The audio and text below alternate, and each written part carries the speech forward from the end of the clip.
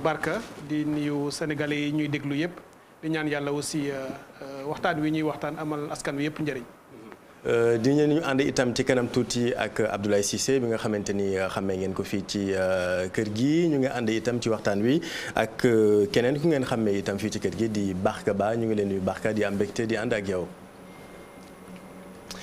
ci biir waxtaan wi dinañu ñëw bu baax a baax ci li nga xamante ni moom la njiitu réew mi jot yëkkati bokk na ci wàllu mbas mi comme ni ngeen ko xamee muy lu ñuy dund ba léegi te nag muy lu nga xamante ni cas yi mi ngi gën di yokk tey ji li am ci ay cas jege na 200 dinañ ci ñëwaat ci biir débat bi waaye njiitu réew mi ci ay kàddoom dafa njëkk jaajëfal ñi nga xamante ni ñoom ñooy le personnel soignant ñi nga xamante ni ñoo nekk ci kanamu xeex bi en première ligne depuis 10 mois maintenant gërëm na itam communauté universitaire ak scolaire bi nga xam ni itam ñu ngi amal liggéey bu am solo ak xale yi et c'est pas évident njiitu réew mi yëkkati na itam ay kaddu njaal lañ ko mën a wax jëmale ko ci famille ñi nga xamante ni dañoo ñàkk seeni doom ci recrudescence su immigration clandestine bi nga xamante ni jot nañ ko fi dund fan yi ñu weesu njiitu réew mi wax na itam ci acquisition wu vaccin contre le coronavirus bi nga xamante ni yaakaar nañu mooy nekk la voie du salut moom la ñu yaakaar ni tey jii bu ci ñëpp jotee coronavirus dina jeex ci àdduna wax na itam ci cas grave yi ak ci mort yi nga xamante ni ñi ngi koy gën di gis ci wàllu coronavirus bi tey jii 8 décès la ñu enregistré ci situation bu tey bi njiitu réew mi yëkkati na ay kàddu jëmale ko ci askan wi la responsabilité de tous est engagée dinañu itam nee na poursuivre seeni effort jëmale ko ci wàllu santé am na yu bëree bëri yu mu joxe ay chiffres yoo xamante ni jëmale na ko ci wàllu santé ci wàllu économie itam ñëw na ci campagne arachidière bi wax na ci le défi infrastructurel itam njiitu réew mi wax na ci dinañ ci ñëwaat ci biir débat bi laata may jox le ministre Abdoulaye Sow Cheikh Tidiane sa kàddu bu njëkk lan moo la gën a frappé ci discours le président Macky Sall ce soir. jërëjëf Chérif di tàmbali rek di ko nuyu moom ci boppam président de la République puisque moom mi wax ci kàddu njiitu réewu Sénégal la waxee may ànd ak moom ci njaal yi nga xam ni yëkkati na ko jaale ko sénégalais yi nga xam ni dëddoo nañu fi te Covid bi yóbbu leen di mën a ànd ak moom itam ci jafe-jafe yi nga xam ni am na ci réew mi te dal ci ñu bare ñii ñàkk liggéey ñii seen liggéey dellu ginnaaw famille yoo xam ne daanu nañu ci ndóol jafe-jafe yi daal boor bu ne am na fa may masawu sénégalais yooyu nga xam ne dund nañu ci loolu muy lu metti ba sénégalais yu bare yoo xam ne sax dañu yaakaaroon di dund ci li leen suñu mbokk yi nekk bitim réew doon yónnee te ñoom it nekk ci ay jafe-jafe ba mënuñu ko ñoom ñu daal di dugg ci ndóol itam loolu yëpp ñu koy metti di ko naqarlu di mën a ànd ci moom itam ci jaajëfal sénégalais bépp boo xam ni yëkkati nga sa kàddu sa xam-xam sa xalaat ak sa doole liggéey pour dimbali réew mi ci lii ñu jiital ci corps médical bi te yaakaar naa ni bu ñu doon tappal médaille ñoom ñoo ciy jiitu ndax liggéey bu rëy rëy lañ ci def waaye du ñu bàyyi benn pàcc ci réew mi parce que ku ne am na loo ci jéem ba ci média yi sensibilisation bi ñëpp ku ne jéem nga ci ñu koy jaajëfal ñooñu ñëpp di leen ci sargal di leen ci gërëm waaye li nga xam ni itam dama ciy bàyyi xel mooy discours bi dafa di loo xam ne lii lu ma déggaat ko la ba tax na lu may jàpp ni lu ci bees la ci man du ma ci mën a teg baaraam wax dëgg yàlla ndax lu bari ci li mu wax boo dégloo 31 décembre bi passé donte Covid amul à part yu bees yi ñu wax rek ci fonds yeeg ñi ñu dimbaleeg yooyu li mu wax lépp daanaka waxoon nañ ko ci li ñuy tudde ci tubaab chapelet de déclaration wala de projet maanaam nga réciter rek ni def naa lii loolu daanaka moo dikkaat te mu am yoo xam ne maa ngi ko doon bëgg a dégg nag mu yu am solo te dégguma ko ci discours bi waaye xam naa bu ñu xuusee ci waxtaan bi dinañ ci mën a ñëw li may jàpp daal mooy wax na loo xam ne nii dégg nañ ko déggati ko ci discours bilan de 31 décembre def nañu nangami kilomètres de tali def nañu ay autoroute tabax nañu ay l'école tabax nañu ay centre de santé loolu mooy li ñuy xaar ci président de toute façon parce que budget bi mu wax ni jox nañ ko 2020 di ko joxaat bu toll noonu wala bu ko ëpp 4000 et quelques milliards 2021 li ñuy xaar ci moom rek mooy mu tabax tali yi tabax classe yi tabax hôpitaux yi ba sénégalais yi génn ci jafe-jafe donc wax ni def naa ko du ñu amal njëriñ ci nga waxee ko noonu lii am njëriñ du quantité bi mooy qualité bi nag mën nañ ci duut baaraam. ndax def ay projet baax na waaye projet bi ban njeexital la am ban impact concret te loolu nag mooy sooxewu Sénégal ci évaluation def ay projet ak ay mesures yoo xam ne bu ñu ko tegee dafay am jeexital am impact bu ñu mën a mesurer loolu nag dafa sooxe ci gouvernance am xëy na jiitu na sax loolu waaye dañ ko gisaat loolu des programme de résilience économique et sociale pour yow amul impact ci population bi nga bëgg xam nga boo seetee li ñu jëloon jox ko nit ñi ci xaalis bi rafetlu nañ ko parce que du Sénégal rek ko def réew moo dem di nga dégg mu ne la génne naa 1000 milliards mbaa lu ko ëpp lu tolloog li réew mi am ci alal ak kattanu économie am fu mu toll ñëpp a génne alal parce que kenn du seetaan sa réew ci ndóol boo ko joxee sénégalais ñu jël ko dunde ko alhamdulilahi rabbil alamin lu baax la. donc impact am na donte li ñu doon wax ñun moo doon nañu ko defee sax dañ ko questionné woon parce que loolu nag dinaa ci ñëw. ci wàllu gouvernance mais impact bu may wax impact nekkul rek xaalis bi ñu leen jox ñu jënde ceeb dund ak yooyu loolu lu baax la nit ñi dañuy dund. impact yi mu wax sur les politiques de manière générale yi mu wax boo demee yu bari nga seeti njeexital bi di nga dégg ñu ne dugal nañu nangami milliards ci bërëb sàngam. waaye boo xoolee après impact bi durable. dafay am jafe-jafe toujours. loolu nag mooy li nga xam ne mooy première lecture bi ma ci def en attendant xëy na ñuy ñëw ci. dinañu ñëwaat surtout ci li nga doon xaar te déggoo ko dinañ ci ñëwaat mais on reste un tout petit peu sur le discours Barka est-ce que tey jii c'est le discours que tu attendais est-ce que c'est le discours bi nga xamante ni mooy lu ñu waroon dégg surtout ci contexte bi nga xamante ni moom la ñu nekk di jamonoy coronavirus. jërëjëf Chérif balaa ma lay tontu ci loolu da nga may may rek mu nuyu ñu toog ci plateau bi le ministre ak notre ami le docteur Cheikh Tidiane Dièye ministre Abdoulaye Sow nuyu suñuy téléspectateurs ba pare di jaale ñi génn àdduna 2020 bi année bu éprouvante la comme ni ko njiitu réew mi waxee ku nekk am nga ko yëg nga ko ci sa biir yaram ñu feebar ñi ñuy ñaan yàlla fëgg seen bopp et que 2021 bi gën fuuf 2020 bi parce que au niveau mondial année boo xam ne la année bu metti la ci ñëpp alors ci discours bi am na lu bëri lu ñu mun a retenir président bi joxe na ay axes yu intéressant mais am na yoo xam ne soo ko noté daf ci xuus mu insister ci am yoo xam ne daf ko brosse mu romb ma mu jaaxal ma lool. Comme lan par exemple. Comme problème immigration clandestine bi. Oui. Effectivement l'axe fort de son discours fi mu njëkk a tàmbalee mooy pandémie bi. parce que pandémie bi moom dégâts yi mu def ak yu muy continuer di def président mënul woon njëkkee foofu.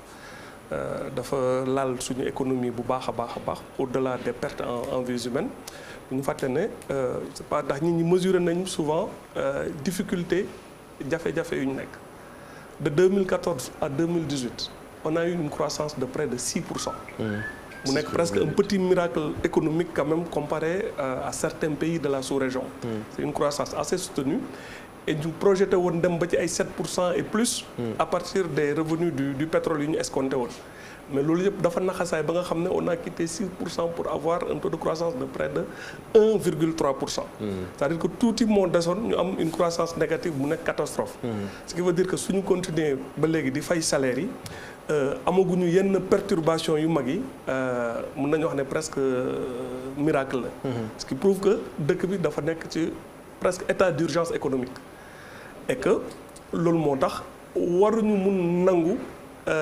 yenn yu ñuy dégg yi ci ay luubal ak ay yenn marché yoo xam ne ni ñu koy joxee xëy na parfois du noonu. Oui.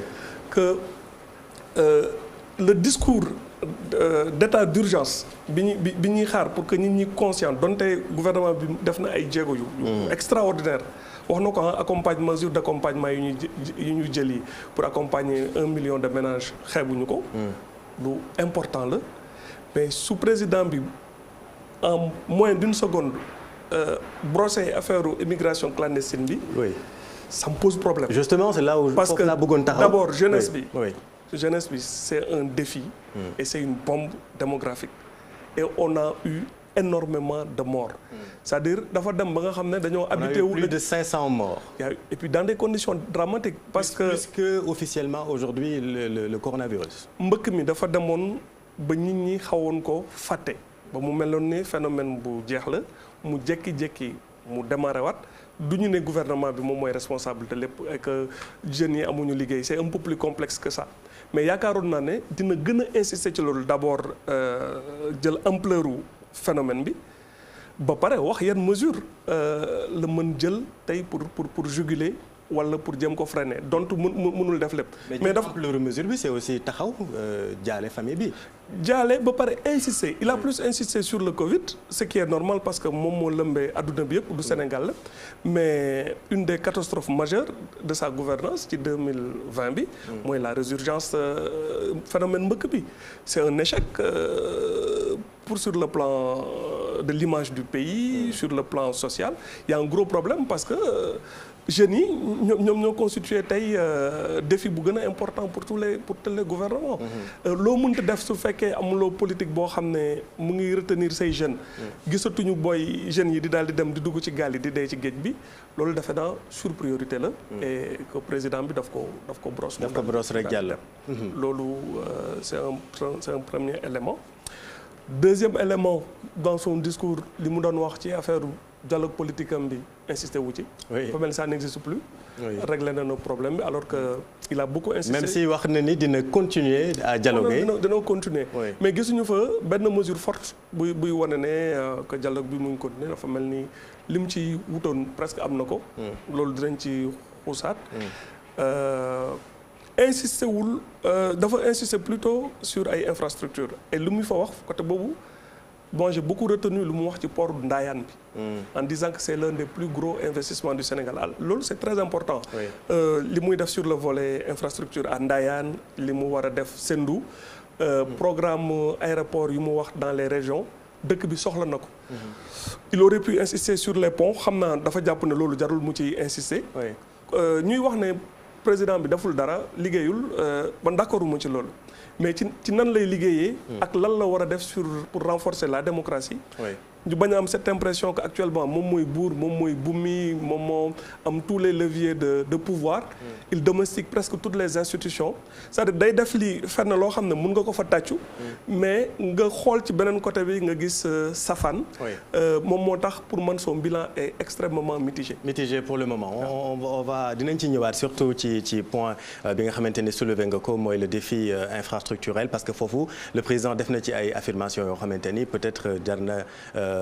qu'on en parle wax nga itam ci wàllu immigration clandestine bi foofu monsieur le ministre certainement diñ ci bëgg indi tontu mais d'abord ñu bàyyi la nga wax sa gis-gis ci discours bi nga xamante ni njiitu réew mi indil na ko Sénégalais yi tey. ma gërëmaat la encore une fois ci invitation bi ma def tey ma toog ak ay ñi nga xam ni comme Barka le journaliste moo nga xam ne ñëpp xam nañu ko ma nuyuwaat ko parce que la première étape dama jàppoon ni man moom moo war a présenter. oui nuyuwaat suma waay. désolé de présenter alors. voilà ma nuyuwaat Cheikh Tidiane Dièye nuyu suma xarit Ablaye Cissé di rafetlu teewaay bi remercier aussi TFM. ci effort yi muy def dans la consolidation de la démocratie. parce que débat yu mel nii ñoom ñooy renforcer démocratie. parce que démocratie c'est la pluralité des opinions et de l'expression.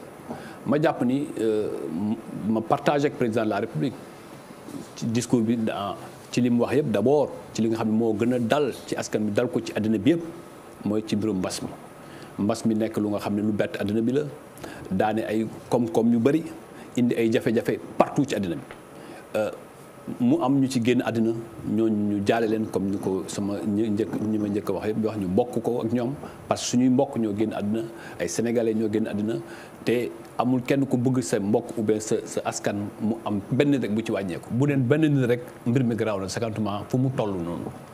mais di xool li seetlu aussi bu fekkee xool nañ lépp li président wax mën nañu reconnaître au moins deux choses mooy kilifa dëgg moo wax ci homme d'état c'est-à-dire que xool problème yi.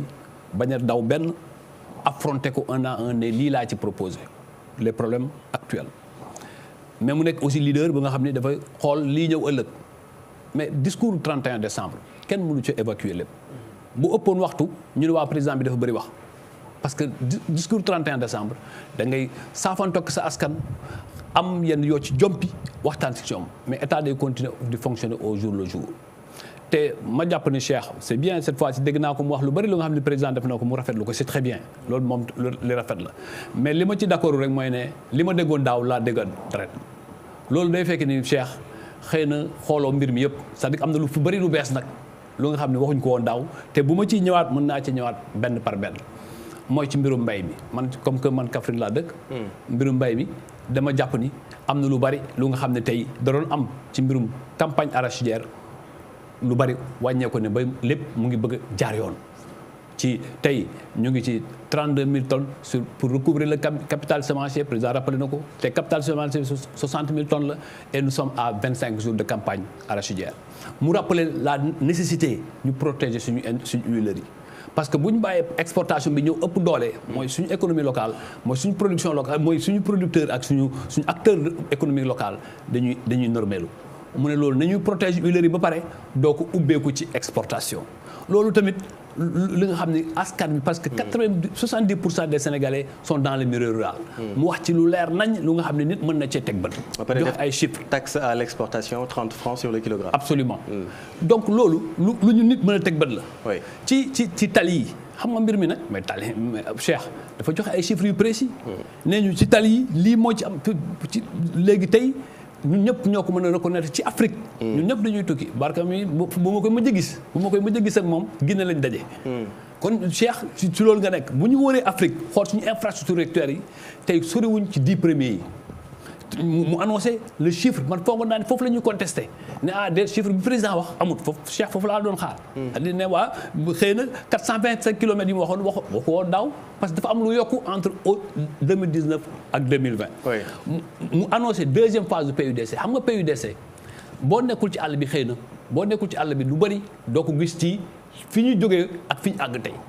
en 2015 laay wax de boo jógee Kaffrine nga war a dem Médina Salam 2 nga xam ne presque 40 kilomètres bëriwul mais tu faisais 3 heures de temps grâce au PUDC tey mën nañoo def àgg ba en moins de 10 minutes. oui.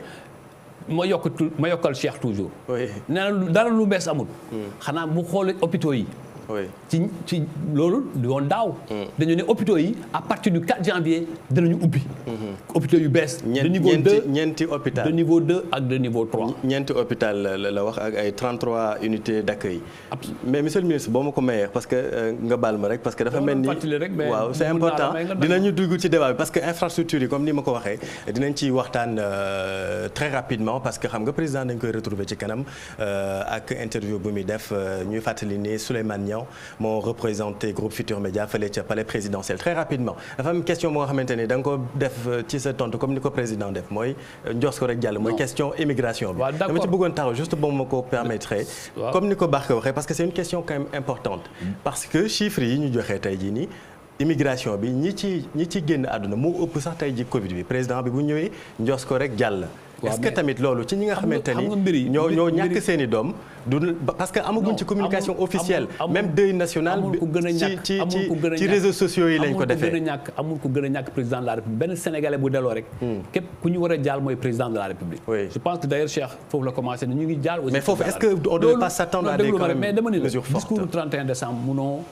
dugg ci lépp am na yoon des dama commencé mais il a eu le temps de faire son bilan waaw rek dama toll Cheikh bi mu ne gisu fi dara lu bees ma rappelé ko ci mbay bi mën naa ko wax nga pooru Ndayane bi te mu nekk quand même une révolution sur 1200 hectares rappelé na ko léegi et 840 millions de dollars de financement et mu nekk l'État nekk ak partenaire dans la concession. Tout à fait. Nekk actionnaire dans la société de concession. Absolument. Souvenons-nous de l'autoroute à péage. Oui. Souvenons-nous de l'autoroute à péage si nuñ ko concevoir woon ba ñoom Cheikh ñi kaas ci lu bari. Oui.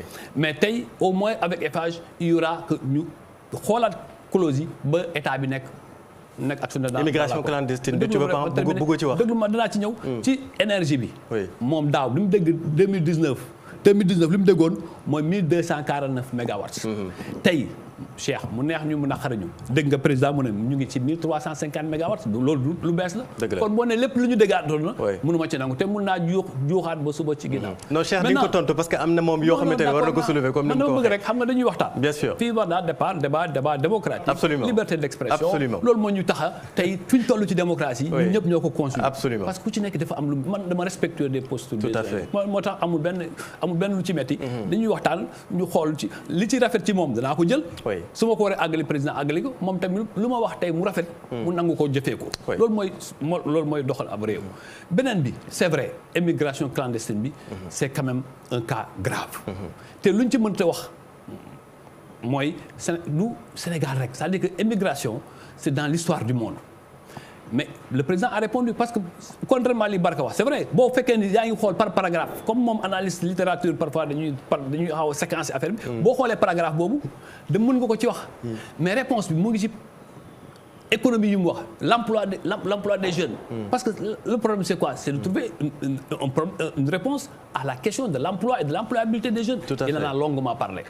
Le port de Ndayane en termes d'emploi ce que ça va créer les infrastructures aujourd'hui qui sont en place tout ça ça participe à répondre à ce que les jeunes aient de l'emploi et pour rester ici mais au-delà de ça même bu ñu amoon tous les emplois regardez ceux qui sont ñi nga xam ne ñoo doon dem ci géej mais du ñu nga xam ne amuñu emploi am na ay jàngalekat yu ci nekkoon donc le rêve de l'étranger le mirage de l'étranger est toujours là mais loolu c'est un effort que nous tous nous devons faire mais mieux avant cela il y a eu quand même des mesures qui ont été prises les forces de sécurité et de défense ont aujourd'hui protégé nos côtes pour que toute immigration clandestine bañ fa am déggatuñ ko parce que simplement l'armée les gendarmes en tout cas les forces de sécurité et de défense ont pris un certain nombre de mesures qui font que déggatuñ ko depuis quelque temps mais dans tous les cas lu nga xam ne la lu metti la mais man fi ma doon waxee moom mesure peut-être sociale économique oui mais ce que je dis les réponses c'est quoi la réponse pour les empêcher justement de partir la réponse structurelle c'est de trouver une économie qui puisse trouver une solution au problème de l'emploi des jeunes ça c'est le problème fondamental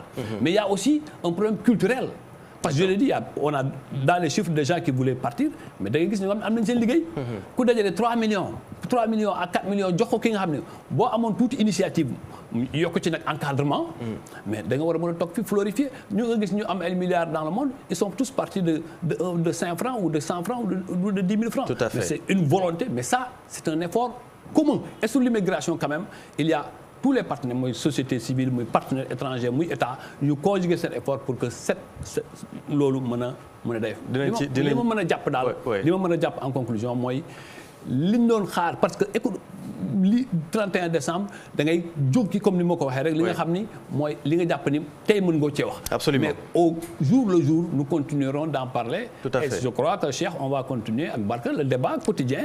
Pour que sur chaque question qu'on puisse approfondir. gis naa ni moom bi nga ko joxee parole. gis naa ni moom bi nga ko joxee parole waxul li mu mën a wax yëpp. oui bien sûr parce que dañu ñoo limité dans le temps. Et c'est ça. gis naa ni moom xam naa ne dawul dualité bi mook Cheikh daal. mais Abdoulaye Cissé nous a rejoint qui est sur son 31 comme vous pouvez le voir Abdoulaye déglu nga discours bi lan nga ci jàpp.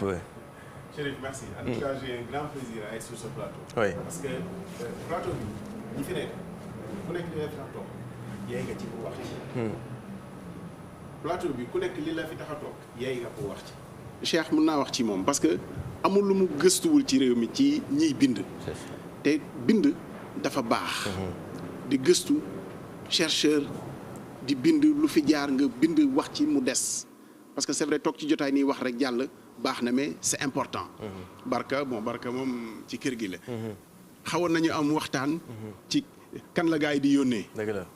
mais man je suis très heureux que muy le ministre Abdoulaye Sow parce que xëy na dinañ ci ñëw ci waxtaan wi fa mu jógee avant muy dem ministère. oui wax dëgg fa yàlla soo xoolee ñi ko fa jiitu yëpp da nga daan jàpp ni champ de bataille la foofu. muy centre des œuvres universitaires. waaw muy COUD. mais surtout volet campus social bi. vraiment mu def fa loo xamante ni nii du lu ñuy nettaliwaat la rek tey. mais ñëpp bàkkee nañ ko depuis lors bokkuñu jotaay mais baax na ñu wax ko tey loolu daal ma kontaan mu nekk parce que peut-être ça va nous permettre d'avancer dans le débat ci ñu xam ni problématique yi ñuy poser yëpp souvent. nit ko koy incarner mën na ko avancer mais mënuñoo jàpp ni am na secteur yoo xamante ni feebar ba fa nekk comme dans un autre pays où on disait que faut dégraisser le mammouth parlant de l'enseignement l'éducation nationale. léeg-léeg nga am ministre de l'enseignement l'éducation nationale boo xam ne dina ko incarner. ba réforme yam fa mbébét dana ko mën a def cours de réforme yam fa def defe naa ne tey xale yi bu ñuy grève sax danañu xaw a soxore sànni xeer pour toj parce que bu jagee xëy na doo ko bëgg a sax mais loolu dama ko doon wax rek exercice bi nga xam ne ni moom la nekk di def. avant ñu ciy dugg ñun. oui pays yu mag def nañ seen discours ñun mi ñu toll ci 10 heures. Japon premier ministre ba def na. ni ñu koy defee nii noonu lañ ko defee. oui ñii d'accord ñii bañ a d'accord. Amérique comme ñaari président la. kenn ko wax na keneen ko waxagul mais nii lañ koy defee. France avant ñun ñuy def à 20 heures def nañu c'est la même chose maintenant soit on se met d'accord pour discuter des omissions du président yi nga xam ne nii waxu ci. dañu jàpp ni war na cee wax mais li ma gënal mooy souvent ñu tënku ci li nga xam ne wax na ko ak luñ ci mën a dégg ak luñ ci mën a jàpp. am na omission yoo xam ne nag. moom mënuñoo jàll. parce que dafa fës ci 2020 ba tax na jàll ci du yomb. mais ci discours am mën nañ cee dégg xam nga dañoo nekk ci séquence boo xam ne aussi baax nañu préciser que président dafa nekk ci ñaari séquence daf ko inauguré depuis daaw discours bi jeexagul ba léegi. parce que prolongation bi mu ngi ñëw. donc am na loo xam ne waxu ko tey waxu ko nii ci 20h bi bàyyi na ko pour jàkkaarloom ak journalistes yi. tout à fait loolu forcément am na loo xam ne yaakaar na ne foofu la koy gën a leeralee te jàpp nañu jotaay wolof lay doon. Absolument. donc xëy na fa lay gën a xuusee.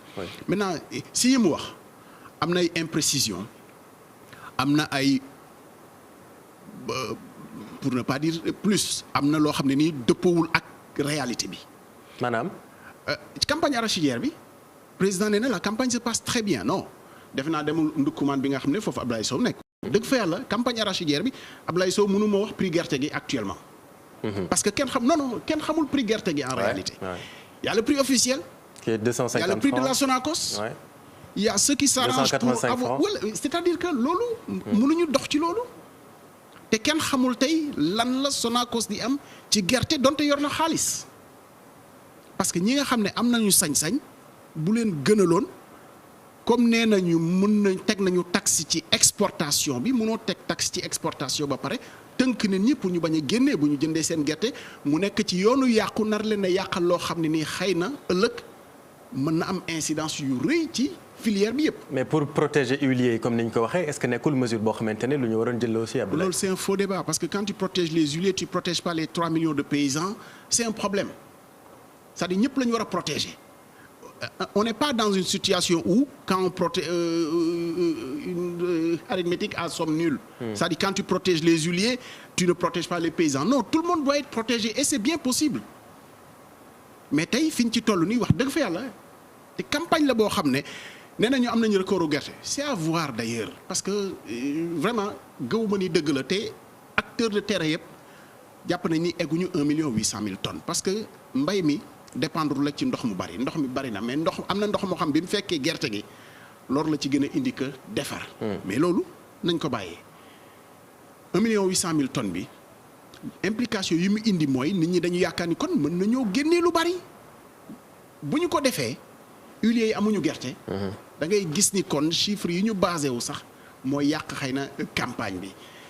deuxièmement ci immigration puisque dinañu xuusaat yëpp ci campagne arachidière immigration bi président li mu ci wax mooy dinañu xeex ak mafia bi organisé di gëmloo xale yi ni fële loolu su ko waxul sax defe naa ni waruñu toll ci situation boo xam ne dañu naan xeexuñu ñooñu dañ leen war a xeex en permanence li woon wax ji tey mooy nan lañ def ba xale yi même bu nit ñëwee ne leen fëlee gën fii dàqal leen parce que immigration clandestine noonu rek nga koy xeexee fii dàqal ñi nga xamante ni dinañ leen gëmloo ni am na lu am feneen.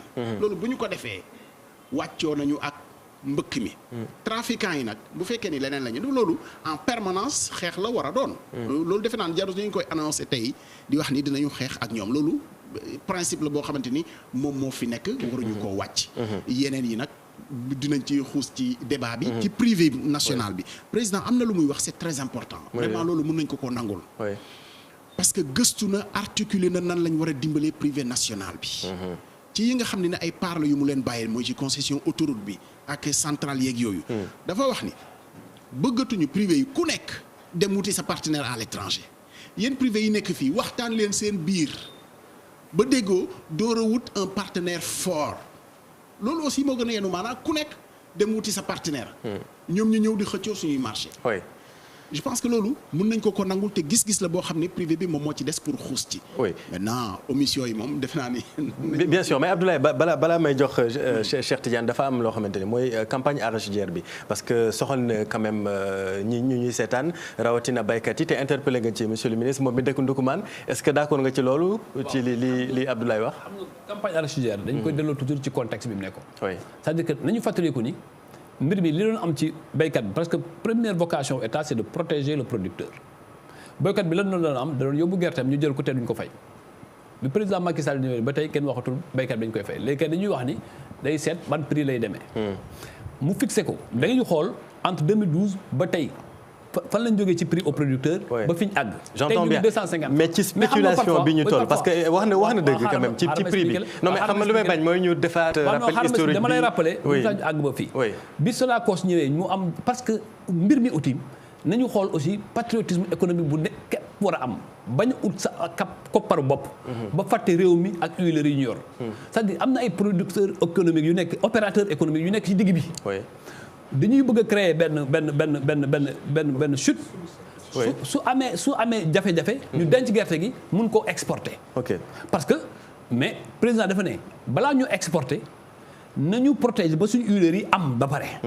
suñu amee ba pare ñu doog a ubbi exportation bi tamit ñu tenir compte ci li nekk mu am protocole bu nga xam ne protocole technique ak sanitaire. mais loolu tey jii dafa indi benn sëmbaxloo bu nga xamante ni kenn du comprendre parce que directeur Sonacos ci boppam moom def na prix bi muy wax prix consensuel 285 francs prix officiel 250 francs CFA chinois yi ñëpp xam nañu ñoom dañuy jënd demeewul noonu dafa nekkoon 250 francs ñuy wax ne am nañ ba tey am opérateur yoo xam ne dañuy téye gaañ yi bañ yóbbu gerte gi mais marché boo gis c'est la loi de l'offre et de la demande.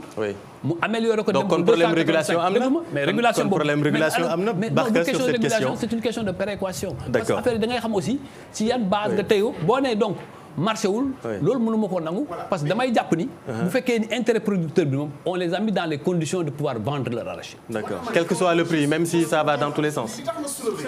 même si ça va dans tous les sens. Non, ce n'est pas aller dans tous les sens. Il y a simplement une volonté de protéger les huileries de ce pays. C'est ça. Mais aussi bu ñu xoolee li huileries yi am tey. à la date de cette Ablaye mën naa la ko laaj. en 2019 li huileries yi amoon période bii. ci campagne arachidière nga xool tey lan lañ am da nga gis chiffres yi bokkul te soo ko xamul mën naa la ko wax parce que c'est là où le problème on doit techniquement analyser la chose. Moi je pense que c'est une question très très sérieuse et affaire campagne arachidière bi parce que dafa am fu ñu jógee Sonacos dafa demoon presque ba mu tëj absolument président bi relancé ko mais tey dañ ko relancé mais la Sonacos a de sérieux problèmes. C'est-à-dire que c'est un casse-tête pour le gouvernement qui hésite pour man à trancher dans le vif. Les Chinois exportation gerte bi su ma juumul am na en recette 111 milliards. Absolument. C'est beaucoup d'argent. Mais en même temps que ñu ci mettre 111 milliards la Sonacos a été obligée de se séparer ay travailleurs saisonniers. am na beneen société privée bu nekk ci marché bi. Copéol je pense ils ont de sérieux problèmes. et soo moytul sax su di continuer dafa nar a tëj. alors équation boobu noonu comment s'ouvrir parce que dañu war a jaay gerte bi à l'étranger mais su fekkee da ngay jaay ba doo amati ay graines wala muy menacer ay emplois. là aussi c'est un gros défi et c'est un gros problème. et gisaguma ne gouvernement bi am na ci une réponse claire. parce que dafa mel ni dafa nekk di tergiverser. parce que on a signé le problème c'est qu'on a signé une convention avec la Chine. on l'a signé depuis 2014. et pas que il y a la Chine voilà. aussi. mais surtout avec la Chine parce que Chine moom mooy jël 97% suñu exportation wu arachide bi. moom moo ci gën a agressif. et te chinois yi ñëpp xam nañ nu ñu mel ci jënd ak jaay. ils sont très agressifs. Tout à fait. moi je suis totalement d'accord que dañu war a ubbeeku parce que mondialisation loolu la laaj. mais quand tu t'ouvres aussi da ngay protéger ce secteur. On ne peut pas vouloir une chose et son contraire.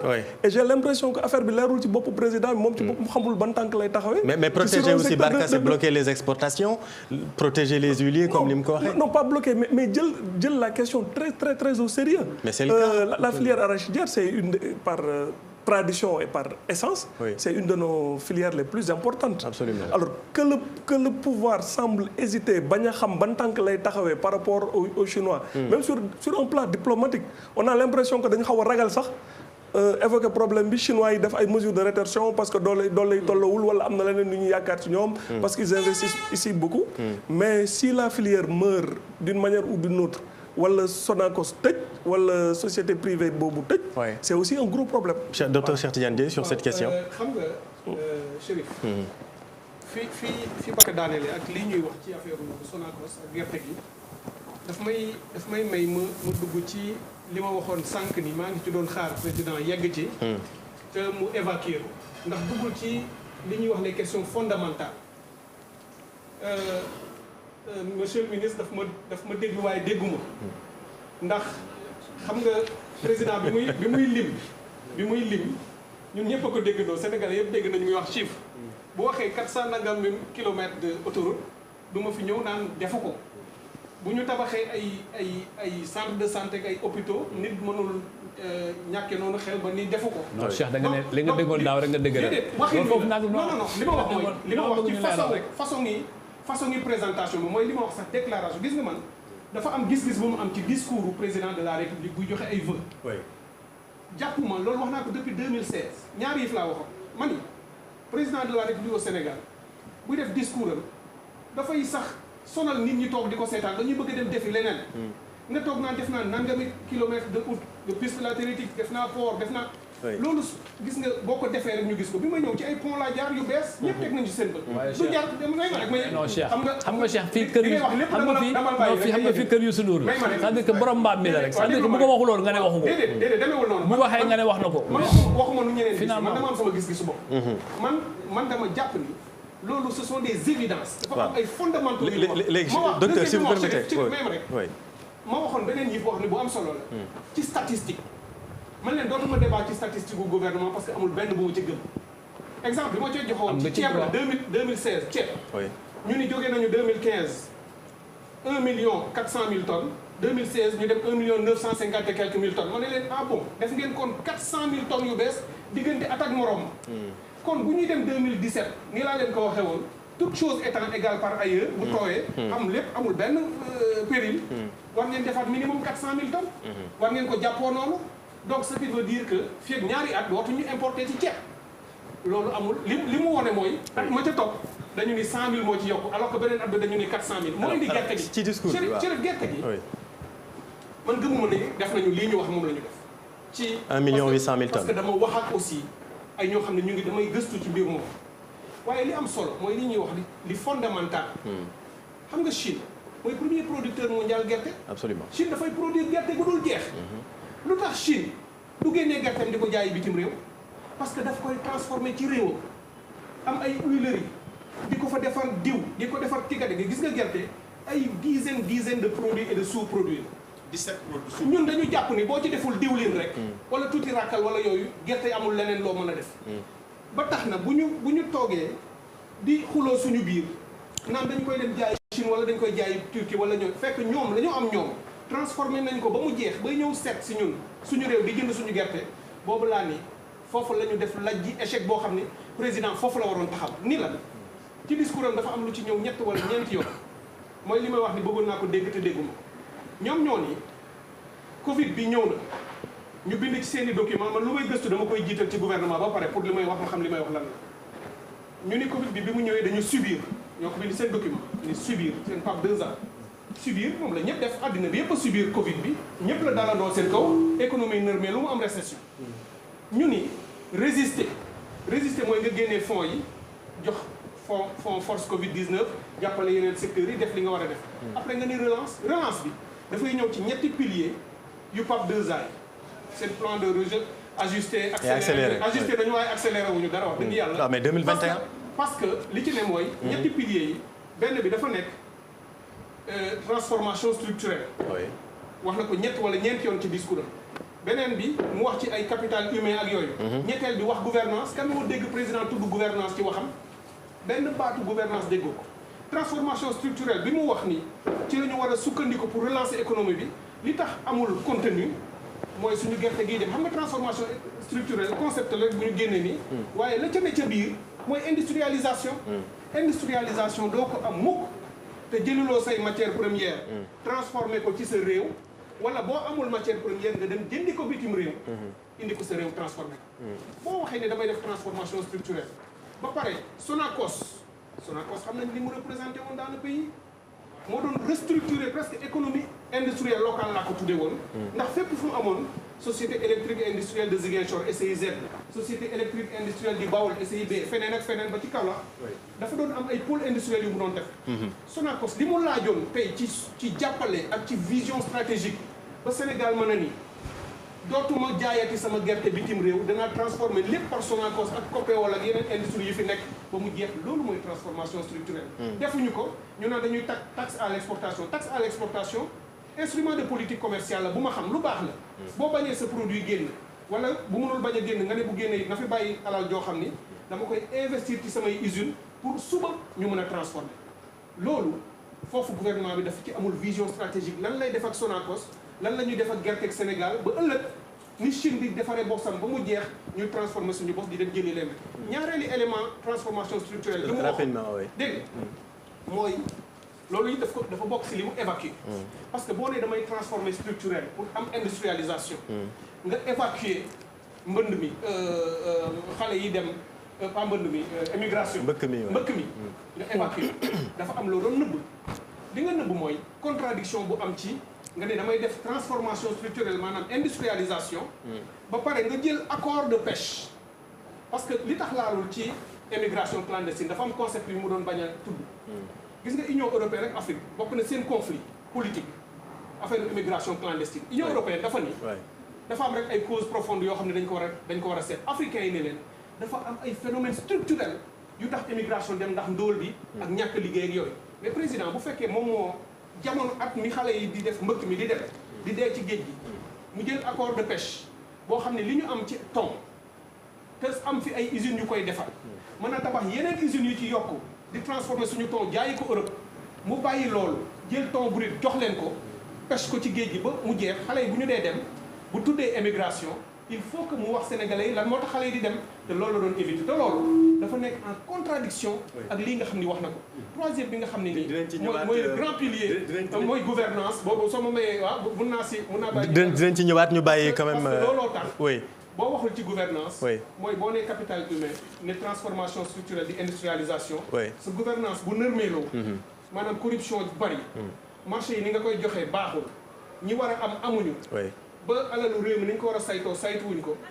doo am benn réalisation boo xam ne di nga ko réussir parce que gouvernance ñetti piliers yi nga xam ne ñoom ñoo ko bind transformation structurelle capital humain ak gouvernance gouvernance bi ñoom ci seen bopp xam nañu ni dafa sooxe ba bu doon cin la xam nga dafay am ñetti piliers pour mën a taxaw benn bi damm na mooy gouvernance nekkatu fi ñaar yi du mën a taxaw ci kon waxu sobre vertueuse waxatuñ ko ñëpp ñu bàyyi ko mu tontu loolu laata gën cee joxe ay exemple d'accord dinañ ci ñëwaat mais xam nga dama bëgg le ministre Abdoulaye bëgg débat bi ñu continuer ko organiser ko campagne arachidière dem nga ba lay dugg ci lu nga xam ni bokkul ci campagne arachidière pour bëggoo laal campagne arachidière déglu rek waaw sëñ bi bàyyi ma dimbale ma rek sëñ bi dama ni mbir mi sujet bu ñu ko continuer ci débat yooyu yëpp mën nañ cee ñëwaat bien sûr parce que aussi lu ne fang kenn du ko jeex Sénégal moom ci mbirum gouvernance fi ñu ci toll ak fi ñu jógee ñëpp xam nañ ni lu bari am na ci ci lu nga xam ne nit mën na ci teg bët mais pour revenir sur la campagne arachidière parce que c'est ça le sujet et tu ne veux pas le toucher parce que lu tax bëggoo ko laal parce que xam nga ni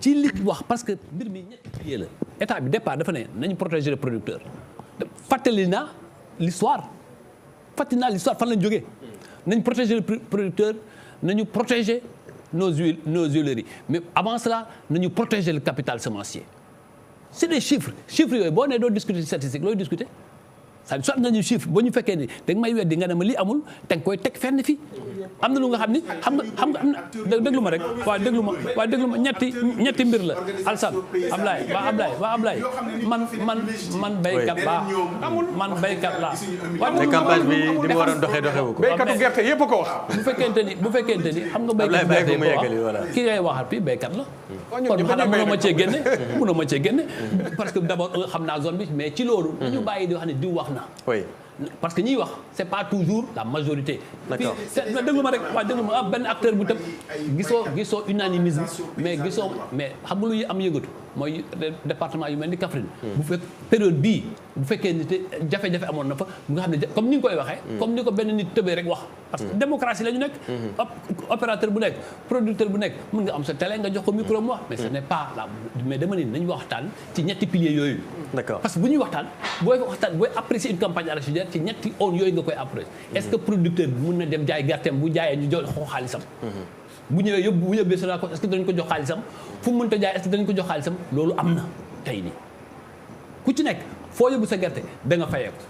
Deuxièmement capital semencier parce que ñun aussi c'est une question de souveraineté. Capital semencier dañu ko war a reconstituer parce que nos familles sont d'économie faible ba ñëw ku ci nekk amul mën a denc ay gerteem këram pour l'année prochaine. ci loolu tamit nee naa la à l'heure actuelle nous sommes à 32 000 tonnes sur ces 60 000 ça tu peux le contester ñi lay waxal ci télé yi nañu ko contester.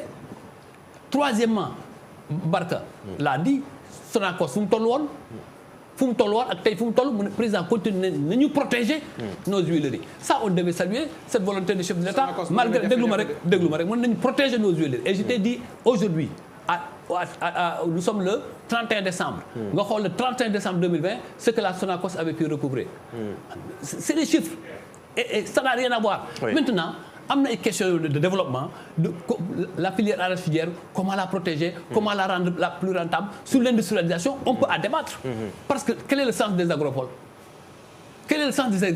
président Macky Sall aussi n'est pas arrivé au pouvoir en 1960 il est arrivé au pouvoir en 2012 et donc non mais en 7 ans tu veux transformer structurellement une industrie tu dois être un génie c'est-à-dire que en 7 ans tu veux transformer structurellement une économie structurellement une industrie et quel est le sens de ces agropoles je t'ai posé la question l'agropole centre sera bientôt lancé l'agropole sud l'agropole nord ouest mais quand même ça c'est une volonté qu'on ne peut pas nier Monsieur le ministre dina am yeneen point yu nga xamante ni dinañ ci ñëwaat rapidement Abdoulaye. juste boobu. damay bañ ñu régler problème par séquence. parce que Sonacos bu ñu jógee ci campagne gerte gi. xam nga ci lan la ñuy dal. et malheureusement chaque année c'est la même chose. on va revenir sur la production d'huile de la Sonacos mu yuuxu ne sama diwlin mu ngi lamb parce que jaayuma ko. lu tax. parce que moo gën a cher diwlin ba ñuy jëlee ji bitim réew. bi ñuy importer di ko indi. c'est un débat bu nga xamante ni Abdoulaye dinañ ci ñëwaat. non mais très rapidement. lu ma d'accord. problème globalement. mais boo réglé bi réglé au Sonacos après aujourd'hui tant d'années d'existence et des difficultés connues dans son histoire. On doit réfléchir sur l'avenir de la zone. On est d'accord là. Justement. Et ça l'État engagé. des points la Abdoulaye point la bu nga xamante ni dinañ ci ñëwaat. Les unités de production d'huileries. Oui. Initiative de jeunes, d'emploi de jeunes et que la Sonacos peut arriver à une autre étape. Alors globalement monsieur le ministre président dafa wax que ni globalement président dafa wax que ni agriculture bi moo ñu épargner de la récession moo tax tey jii nii nekkuñu ci croissance négative comme ni ko ñëpp doon jorte monsieur le ministre mi ngi ñëpp ñu ngi dëggal mais ñu wax tuuti ci infrastructure wax itam ci Covid bi ci wàllu infrastructure par exemple Barka port de Ndayane bi mooy li nga xamante ni mooy joyau bi nga xamante ni moom la nguur gi te nar a jël tey comme porte-étendard en tout cas dans le domaine de l'infrastructure globalement nan nga gisee tey jii fi ñu toll ci wàllu infrastructure défi bi surtout dans le Sénégal des profondeurs. lépp lu jëm ci infrastructure. moo waroon nekk sur priorité. surtout le poumon économique de l'économie du Sénégal c'est le port et tey ñun dañu xawoon yéex ak manqué vision stratégique. C'est très important parce que soo xoolee ñun compétition bu ñu am dans la sous-région c'est le port d'Abidjan. Le port d'Abidjan nous dame le pion ñoom dañoo am port Abidjan am port San Pedro. te ñëpp xam nañ ne Côte d'Ivoire ak ñun tolluwuñu doole. ñoom ñoo ñu ëpp doole sur le plan koom-koom. première puissance de l'UEMOA 40% du PIB de l'UEMOA. mu waroon nekk sur priorité. non seulement lépp lu jëm ci infrastructure portuaire dañ ko war a def. mais la bataille du rail dañ ko war a gagner. tey ñun vision stratégique boobu la ñu waroon am muy ci port muy ci aéroport Sénégal mënul nekk ëpp. yàlla dimbali ko ñu am d'abord sur le plan historique chance bu ñu am ñu ñoo waroon raw dëkk yëpp parce que ñun ñoo nekkoon capitale AOF. ce qui veut dire que tubaab bi mu fiy jóge daf ñu bàyyil ay infrastructure yoo xam ne yeneen dëkk yi amuñu ko. mieux la Côte d'Ivoire ils ont connu presque 10 ans de guerre civile. dëkk bi ñu coupé ko en deux le nord et le sud. à cause de la rébellion fa la Sénégal waroon jaar. profiter malheureusement du ñu ñoo ko provoqué mais profiter ci loolu pour rattraper Côte d'Ivoire ci ay mbir yu bëri mais malheureusement on a fait beaucoup de surplace tey ñun suñu mënul connecter suñu économie ak Mali. Mali nekk war a nekk suñu première puissance économique. camion maliens yi nan lañ leen war a gérer depuis am ay vision comme lu ñu commencé def le maire de Sandiara wutal leen foofu une plateforme. pour ñu fay garer. te yooyu moo war a nekk suñu sur priorité mooy am une vision ñu ngi bëgg a wër nombre économiquement mooy waa Abidjan parce que Abidjan une de leurs politiques c'est de nous déconnecter du Mali. pour que Maliens yi di jaar port Abidjan di jaar par la route. ils ont un grand projet bu ñuy wax la boucle du Niger.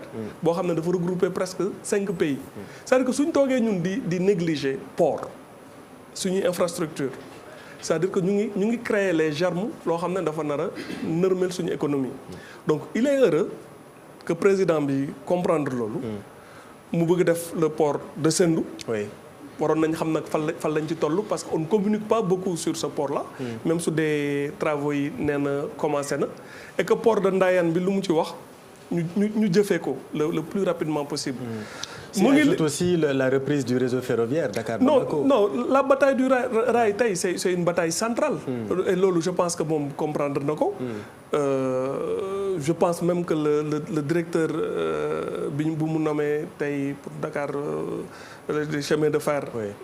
am na projet daal di dem jëndi ay locomotives. muy Kibili Touré. je pense que c'est très très important cette vision là que ñu am ko mais entre nga am vision bi ak nga réaliser ko. Il y a un fossé. Je pense qu'il a tous les atouts pour le faire. En tout cas, tout ce qu'il est en train de faire sur le plan infrastructurel, dañ ko ci war a encourager. Mais à condition aussi que ça soit dans la plus grande transparence. marché yi ñu xam nan lañ ko attribuer. ñu mën a évaluer à temps réel yan société ñoo ci nekk quelle est la part du capital du privé national ci projet yooyu ñuy def noonu. mu bañ a nekk rek ñu dégg ne ay def nañ fii 700 milliards wala 1000 milliards. fekk marché yi ni ñu ko joxee xamuñu ñan lañ ko jox wala au bout de 10 ans parce que aussi xaalis bi askan wi moo koy fay. Tout à fait. Il est très bien d'avoir cette vision stratégique de désenclaver de créer une autre économie autour des infrastructures. Mais il est encore mieux que ça soit dans la plus grande transparence. Docteur Cheikh Tidiane Dièye ci wàllu infrastructure. ci wàllu infrastructure xam nga dama ci am man gis boo xam ne ci principe rek la sukkandiku. infrastructure mënul développement mënul am te infrastructure amul loolu moom la ñëpp wax nañ ko ba pare xam nañ ko.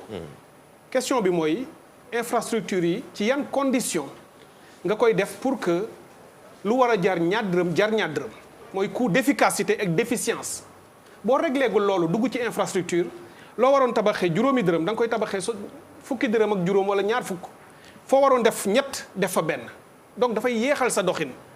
gis nga damay wax souvent ni Europe bi ñu defee guerre mondiale lépp a màbb bi ñu ci tegee fukki at. lépp dañ ko tabaxaat lan moo tax xam-xam baa ngi fi woon ñu am plan Marshall alal am bu xaalis amee xam-xam bi am ingénieurs yi am en quelques mois wala quelques at nga tabax infrastructure ci réew ba mu jeex. li ko jiitu leneen la mooy conditions yi nga xam moom nga koy defee. li tax may wax loolu mooy lan dañuy xool Sénégal suñu jaar-jaar bi gën a récent tabax nañu infrastructure ci jamonoy OCI. infrastructure yi ñëpp gis nañ ko. lan la bàyyi ci réew mi scandale bu dul jeex ñëpp ne bu jaaroon fi mu war a jaar ci yoon ci transparence li ñu am tey ci loolu am nañ ci ay tali yu baax kenn du ko mën a werante. waaye fu ñu amee juróom waroon nañ faa mën a am fukk loolu mooy tax sa dox gaaw mooy tax sa développement gaaw après autoroute à péage conditions yi ñu ko tabaxee ñëpp nangu nañu ni dafa am nébuleuse jaarul yoon. autoroute bi kenn du ni baaxul. nañ ci am ay fukki junni fu ne autoroute loolu mooy suñu ambition. mais bu conditions yi baaxul. fa nga war a def xaalis da ngay def lu ko ëpp te doo ci am njëriñ maanaam keneen na ko yor privé di ko exploiter sa waa réew. ça nous coûte excessivement cher te ba tey conditions yi ñu ko war a defee renégociation contrat bi sax kenn mënu koo gis. ndax niñ ko defaree moo dul yoon wi. nga jëlaat mais loo xamante ne la mën nañu ko rafetlu quand même. parce que mooy premier acte bu nga xamante ne ci wàllu PPP premier. xam nga Cheikh Tidiane. en termes d'envergure PPP di lu nga xamante ni. mooy infrastructure bu njëkk bu ñu def. absolument mais ñu jàpp ni sénégalais yi ñoo ko tabax. xam nga lii tax dama ni infrastructure bi bu ñu yemee foofu rek mooy suñu ambition dafay tuuti. mooy tax ñu naan suñu président def na nangam ñëpp tàccu li mu def baax na mais man bu fekkee dama la jox ci alal loo xam ne waroon nga cee mën a defar fukk. nga def ci ñeent wala juróom du ma ni defaloo dara. mais dama la naan lu tax defaloo juróom-ñett. kon ça veut dire que coût yi nga utiliser ak yoon wa nga jaar moo baaxul. foofu laa lay questionner. te loolu mooy débat wu gouvernance ci réew. pour ce développement gaaw loolu ngay gis ba ci aéroport AIBD ci ni ñu ko monté ba mu coûté ñu 400 et quelques milliards ñuy doog am aéroport. maintenant a taxaw ci problème gouvernance c'est fondamental parce que mooy jafe-jafe wu Sénégal tey. yeneen yëpp mën nañ ko régler gouvernance bi boo ko lijjantiwul dañuy continuer nekk ci pays les moins avancés tey lu ñu tàccu suñu bopp bu ñu fàtte ni 48 pays yi gën a dellu ginnaaw ci àddina lañ bokk. te suñu manque de capacité productive infrastructurelle et de développement moo tax. maintenant bu ma ñëwee ci port de Ndayane bi man dama ci am gis-gis. infrastructure en général dinaa ko rafetlu mooy li ma wax. Ndayane booy xool en termes d'aménagement du territoire gouvernement bi moo ni territorialisation des politiques publiques. ne équité territoriale mooy tey ñëpp nangu nañu macrocéphalie maanaam Dakar Thiès Mbour triangle boobu man dama ko tuddee le turbo le triangle urbain de l'ouest 98% wu daanaka suñu structure économique fii la nekk dëkk bi dara desu fa mu ngi mel ni nga jël nit koo xam ne bopp bi nii la toll waaye yaram bi ak tànk yëpp dafa sew naka ngay rebasculer loolu bu fekkee war nga am beneen port da nga naan est-ce que foofu moo gën a yey ci ma am beneen port bu toll noonu ci Sénégal parce que am naa port de Dakar lépp nekk ci côte ouest bi rek entre Dakar ak Saly 80 kilomètres la nga def ci port de Dakar port de Bargny centrale à charbon population yëpp di jooytu pollution nga dem ba Sendou defati fa port bu toll noonu est-ce que en termes d'aménagement du territoire ak impact environnemental et social def na li mu laaj dama déglu ñi nga xam ne ñoo dëkk Popenguine dëkk Ndayane dëkk Toubab Dialaw dëkk Yène dëkk foofu ñu naan est-ce que li mu war a laaj lépp ci mesure d'impact environnemental def nañ ko te boo ko jàngatee rapportu agence nationale de l'aménagement du territoire ANAT bu 2014 rapport bi dafa ni zone boobu nekk diggante Toubab Dialaw Ndayane ba Popenguine bu ñuy def aménagement du territoire dañu ko war a def zone résidentielle urbaine boo xam ni bu waree am port ay bateau de plaisance moo fa nekk parce que zone bi ni mu mel ci écologie port bu mag waru faa nekk. kon yow positionnement stratégique positionnement bi ça te pose problème ba pare mooy daaneel ci fenn. dañu parce que dans 10 minutes le président dañuy dellu palais lu gàtt rek lay doon rapidement booy def lien wax nañu Mali ak chemin de fer Mali ñun Sénégal suñu production industrielle 40% suñu commerce extérieur suñu exportation sous région bii la jëm par Mali lay jaar mooy suñu économie yëpp daanaka li ci ëpp fa la jëm kooku chemin de fer waratul woon nekk débat depuis 2013 ou 2014 monté woon nañ financement ba Sénégal commencé ko lever Mali doon lever pour ñu def jonction bi train express régional ñëwee la ñu abandonné loolu bàyyi ko moo tax man dama jàpp ni bu ñu doon def tey port dañuy jël un port dédié boo xam ne c'est pour le fret malien kooku Kaolack nga koy def. D'accord. Port de Dakar mu gérer leneen. boo defoon Kaolack Mali ak Touba ak Diourbel ak yi ko wër.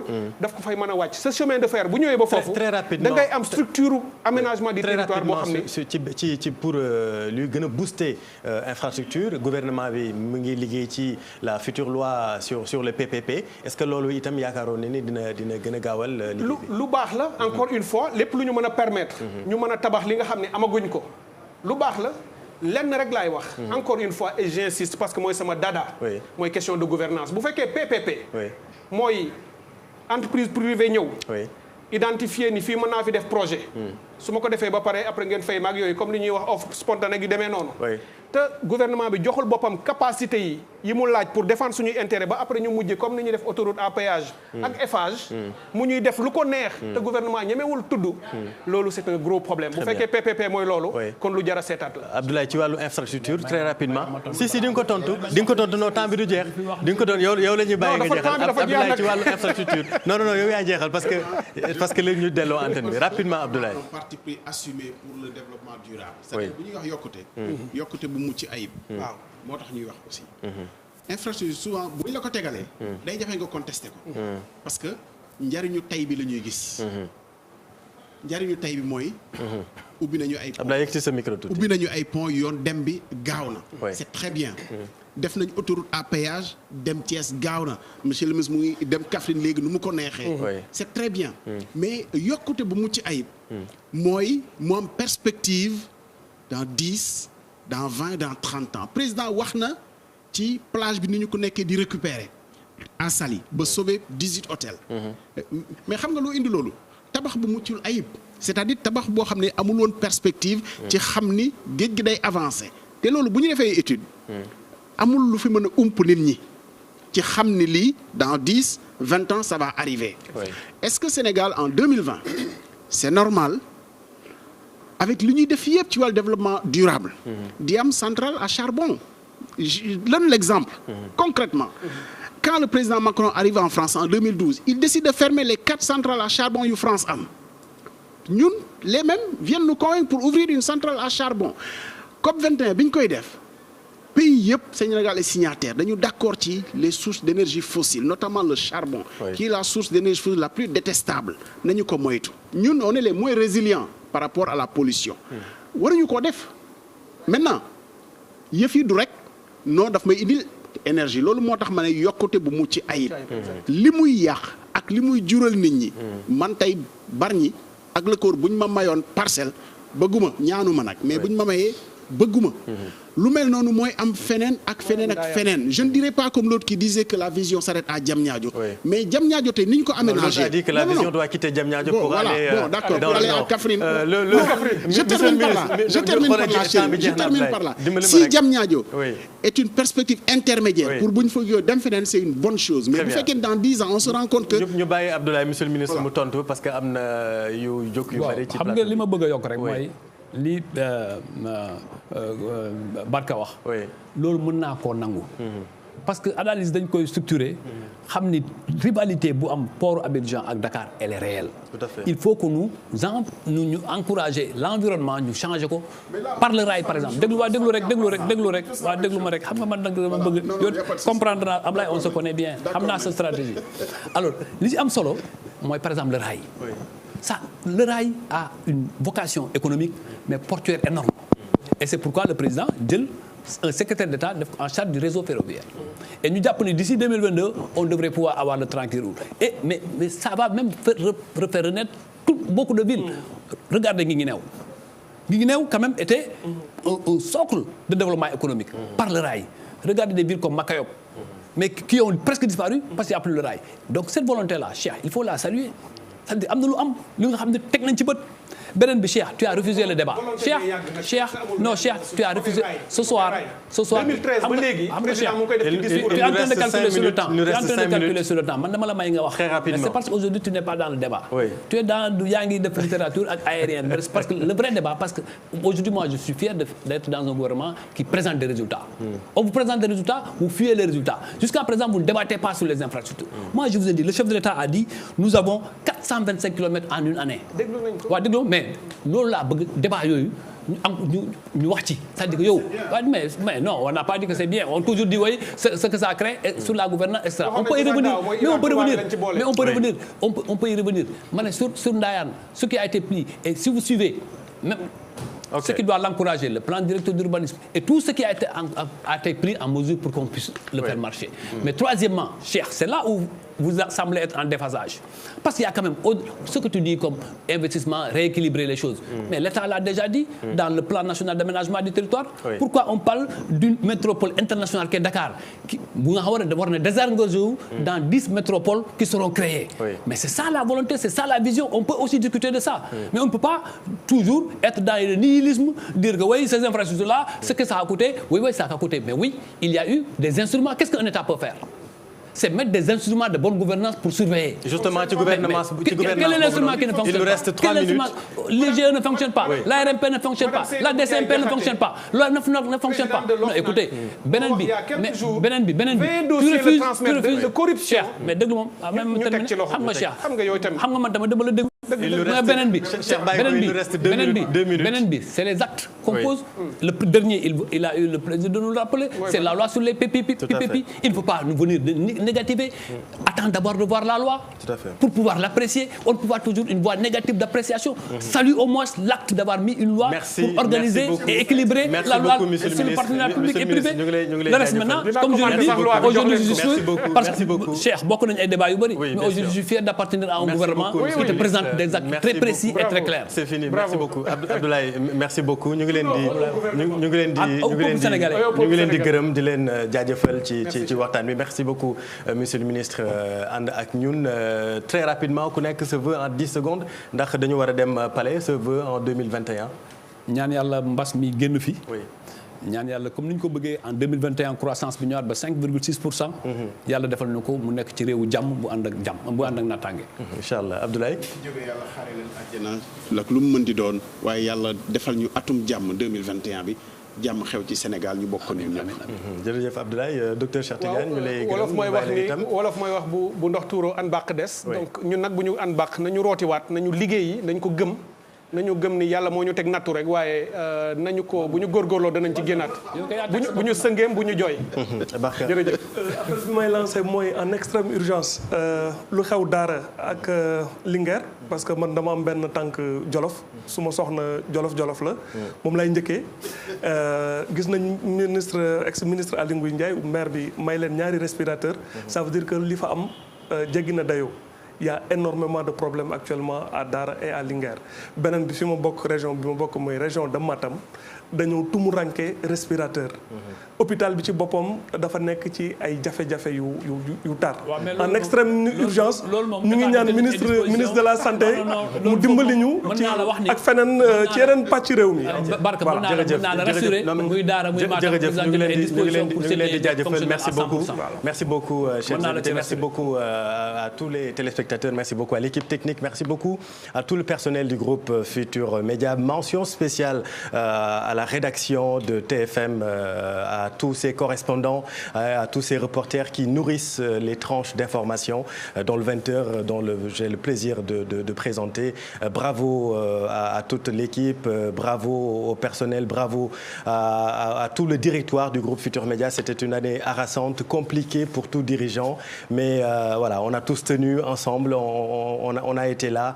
Bravo et félicitations aussi à l'administration du groupe Futurs Médias, ces hommes de l'ombre qui se battent pour assurer beaucoup de choses dans la maison et naturellement félicitations à la direction générale et à la direction de la télé. C'était difficile, compliqué, il y a eu des tensions par moments, mais voilà, l'objectif commun et c'est naturellement la réussite de la télé et du groupe Futurs Médias. Merci à vous également, chers téléspectateurs. 2021, nous serons là, assumer notre rôle et notre leadership grâce à vous. Merci de nous rester fidèles et rendez-vous très prochainement. Merci et passez d'excellents moments en compagnie de nos programmes. Tout de suite, l'interview du président Macky Sall. Et puis un peu plus tard, on va terminer l'année en beauté avec le grand bal chez vous, avec le Super Étoile et Youssou Ndour. Restez sur TFM et excellente année 2021 et surtout, prenez soin de vous et de vos proches.